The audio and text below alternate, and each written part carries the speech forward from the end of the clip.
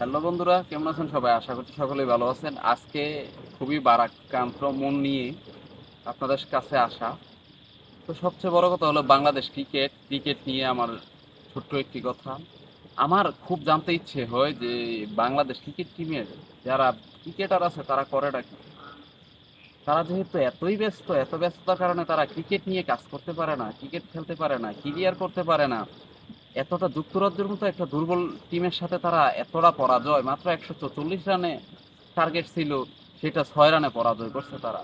তাদেরকে কি জন্য বাংলাদেশ ক্রিকেট টিমে রাখা হয়েছে? তাদেরকে বাংলাদেশ ক্রিকেট টিমে না রেখে তাদেরকে কুত্তার খামার দিয়ে দেখ বাংলাদেশে এনে।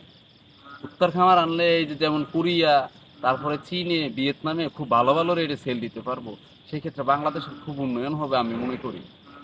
আর আরেকটা কথা হচ্ছে যে তাদেরকে রাখলে শুধু তো এই দেশের মান সম্মানই না, তাদেরকে যে পরিমাণ টাকা বেতন দেওয়া হয় এই বেতনটাও যাইলো না আমাদের বাংলাদেশ সরকারের কাছে থাকলো।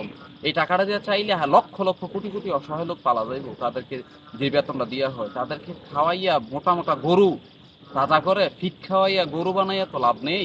তারা তো বাংলাদেশ ক্রিকেট টিমের জন্য কিছুই করতে পারে নাই। তো আমি চাই তাদেরকে এসব কিছু না করে, ক্রিকেটে এত সময় না দিয়ে, এত টাকা লস না করে তাদেরকে বাংলাদেশে কুত্তার খামার দিয়ে দেখ, অনেক ভালো হবে। তাহলে কুত্তা চীনে, কোরিয়ায়, ভিয়েতনামে সেল দিতে পারবে।